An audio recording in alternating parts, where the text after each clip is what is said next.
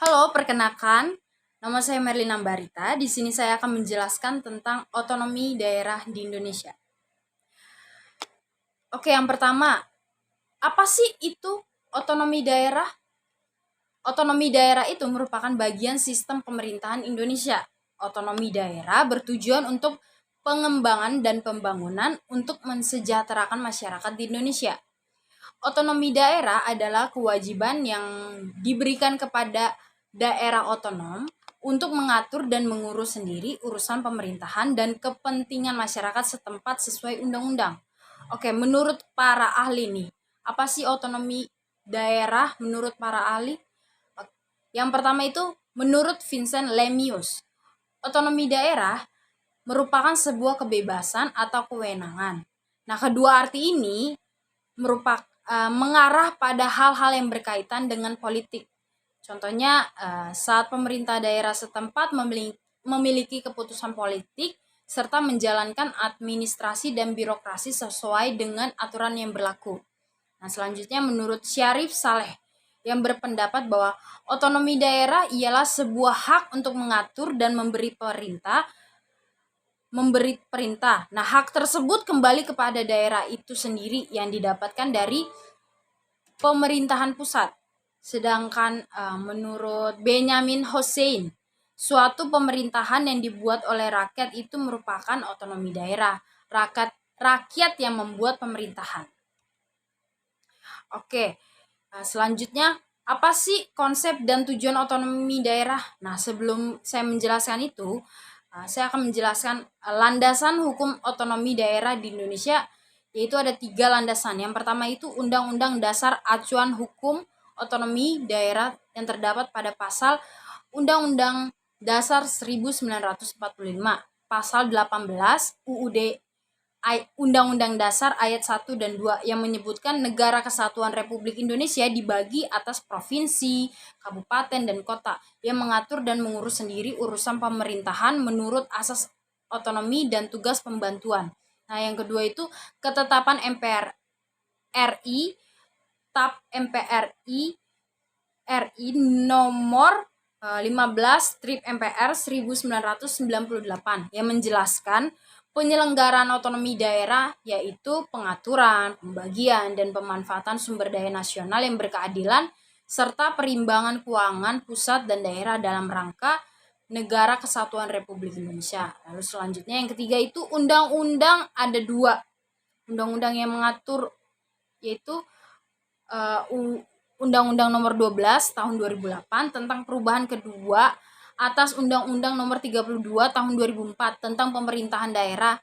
Pada prinsipnya, penyelenggaraan pemerintah daerah mengutamakan pelaksanaan asas desentralisasi. Dalam Undang-Undang Nomor 12 Tahun 2008 adalah mendorong pemberdayaan masyarakat, menumbuhkan prakarsa dan kreativitas, meningkatkan peran masyarakat, serta mengembangkan peran dan fungsi DPRD.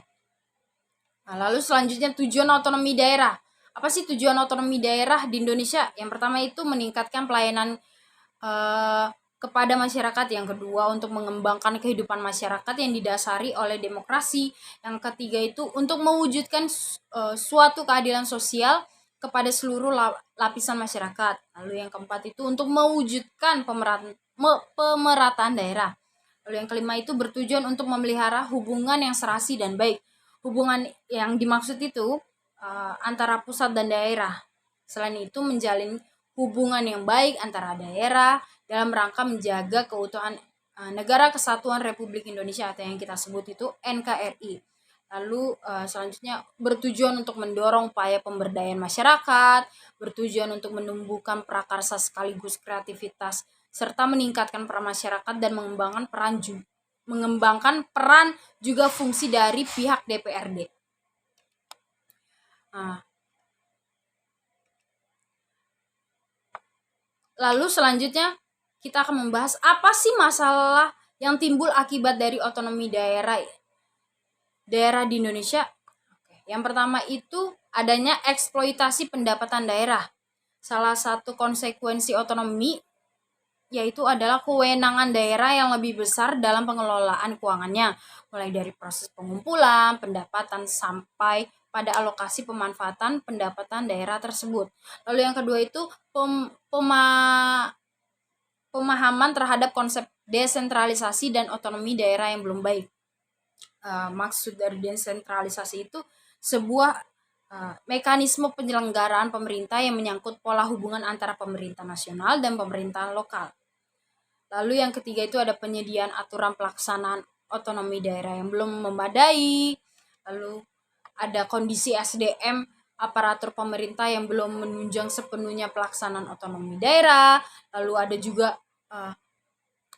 masalah dari korupsi di daerah. Kita tahu tentang korupsi di daerah itu semakin bergeser praktik korupsi dari pusat ke daerah.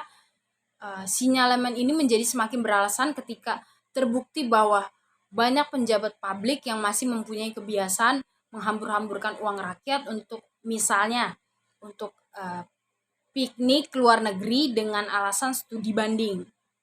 Lalu adanya potensi munculnya konflik antar daerah. Nah, lalu selanjutnya kita akan membahas tentang apa sih penyelesaian masalah otonomi daerah di Indonesia, apa saja nih.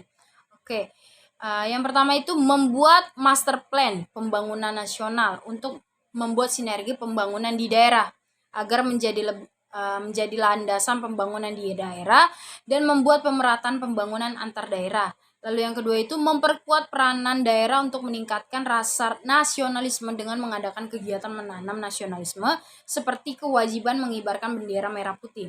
Lalu yang ketiga itu melakukan pembatasan anggaran kampanye karena menurut penelitian korupsi yang dilakukan kepala daerah akibat pemilihan umum yang mana ini berbiaya tinggi membuat kepala daerah melakukan korupsi. Lalu yang keempat itu melakukan pengawasan perda agar sinergi dan tidak menyimpang dengan peraturan di atasnya yang lebih tinggi. Lalu yang kelima itu melarang anggota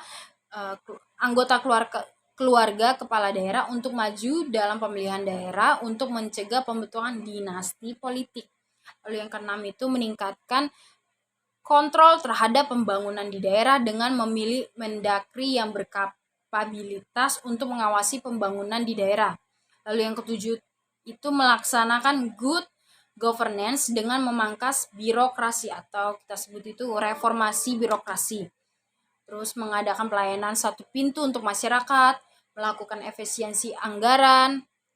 Lalu yang kedelapan itu meningkatkan pendapatan asli daerah dari sektor SDA dan pajak serta mencari dari sektor lain seperti jasa dan pariwisata yang digunakan untuk mensejahterakan masyarakat. Oke, itu saja yang bisa saya sampaikan dan jelaskan. Kurang lebihnya saya mohon maaf. Terima kasih.